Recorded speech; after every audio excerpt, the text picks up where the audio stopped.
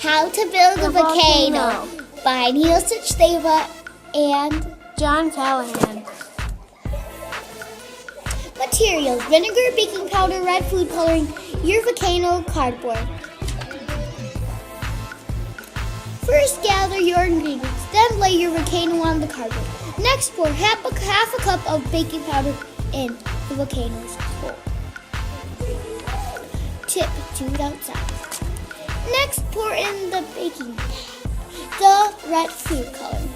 Then, very slowly pour in the vinegar and dun dun dun, watch your volcano explode! Enjoy!